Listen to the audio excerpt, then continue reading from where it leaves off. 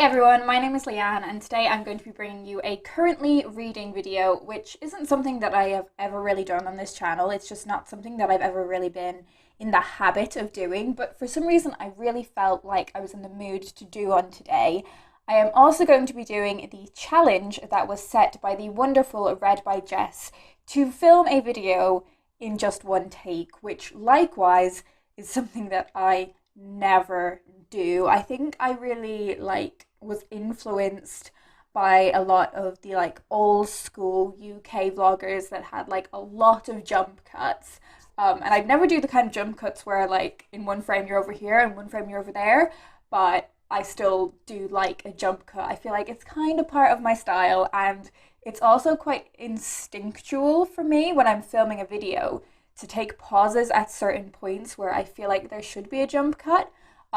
So this feels somewhat unnatural. Although I used to do university radio, and when you're doing that, you just have to keep talking. So I am able to do it. It just feels for me, a little bit less natural.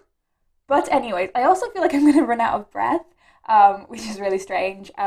But anyways, I am just going to tell you about the books that I am currently reading, starting with The Secret Agent by Joseph Conrad. I have been reading this book since last month, and I actually was really enjoying it. This is a book that is about a bunch of anarchists and a scheme to blow up the Greenwich Observatory. It's mainly focused on and begins with a shopkeeper. He actually owns a porn store. They don't mention that on the blurb, just says he's a shopkeeper. But I found this book so far really, really entertaining. But there was nothing that kind of drew me back to it when I put it down. I think I'm on chapter 10 of 13, so I haven't got all that much to go. I think what made me put this book down for quite a while was there is a weird time slip, I think around chapter 7 and chapter 8, where the author takes you back several weeks, and that wasn't made clear to me, and I was just really confused.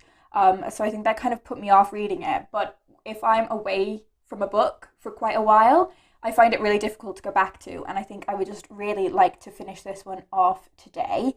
I was really cautious going into this book because I'd read Heart of Darkness by Joseph Conrad and I did not like it at all, but I think this one is much more entertaining, so I just really want to get this ticked off my TBR now. The next book that I'm reading today, when I'm filming this, it's Sunday, is Poems to Live Your Life by Chosen and Illustrated by Chris Riddell. So I read one section of this last night and I thought it was fantastic. It was just such a wonderful reading experience. These are poems from various different poets. Some would be considered classic works, some are more contemporary works. So we have poets in there from Keats and Tennyson and Shakespeare. We have Emily Dickinson poems in there, and we also have more contemporary writers like Jackie Kay and Neil Gaiman. But they are split into different sections. So the section I read last night was a section called Musings, and there's also sections on family and war and love and nature. And there are a bunch of poems that Chris Riddell has just selected that he enjoyed, and he has illustrated them.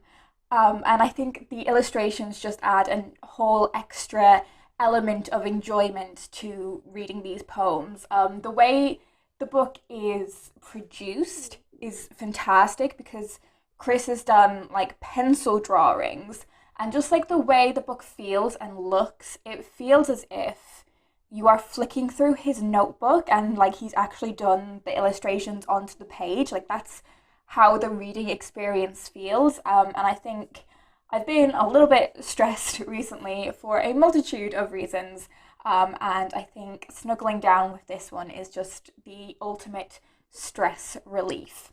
So, on a similar note of wanting a book that was a bit of a stress relief, I have been reading The Love Song of Miss Queenie Hennessy by Rachel Joyce. This has been my commute read this week. I had a really annoying delayed commute earlier this week, where my commute was just much longer than it should have been, but I managed to get through a big chunk of this book, and I have wanted to pick it up continuously ever since I read that first big chunk. This is a book about a woman who is dying, and she is looking back on her life, particularly focused on her relationship with a man named Harold Fry, and also the connection she had with his son David. If you have heard of the book The Unlikely Pilgrimage of Harold Fry by the same author, this is that book, but told from Queenie's perspective. So in The Unlikely Pilgrimage of Harold Fry, we are following this man who learns that his friend Queenie is dying, and he goes to post her a letter. He gets to the post box, and then he's like, you know what, I fancy more of a walk. I'll go to the next post box. And he decides he is just going to keep walking until he gets to the hospital that Queenie is in. It's an utterly charming story that I read a couple of years ago, and reading the story from Queenie's perspective has been an utter joy as well. I'm not too far from the end now. I think probably like about 70 pages from the end, so I should finish this one off today. But it is kind of one of those books where I'm like, oh no, I don't want this to end, because I have just been enjoying it so much. It's like the perfect kind of uplifting, easy reading. Like, it's so easy to just read through like over 100 pages of this in one sitting. I'm also listening to an audiobook at the moment, which is called Kill the Black One First by Michael Fuller, who was the first black police constable in the UK. I may have got what his exact role is incorrect, but he had like a really significant achievement in like the movement of black police officers in the UK. And this has been a really fascinating book to learn from, because I don't know, obviously being a white person, I don't know all that much about the black experience, but also I don't know that much about the police force, like, at all. So it's been really fascinating to listen to this book. I have found it slightly repetitive at points, which hasn't been too much of an issue, but I feel like he's told some stories repeatedly.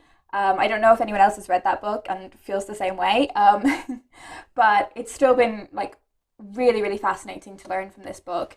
And I think if the weather clears up, I will probably go on a walk this evening and listen to it then. But again, I'm not very far from the end of that book. I tend to be one of those people that reads like 3 or 4 books at the one time, like I've spoken about in this video, and then I don't finish anything for ages.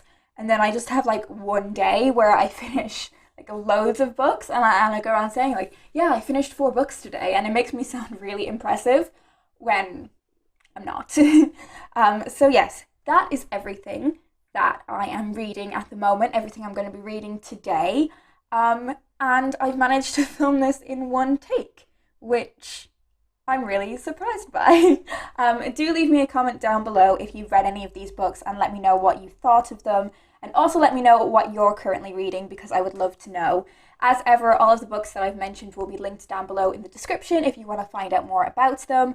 But I hope you guys are having a wonderful day, and I will talk to you in my next video.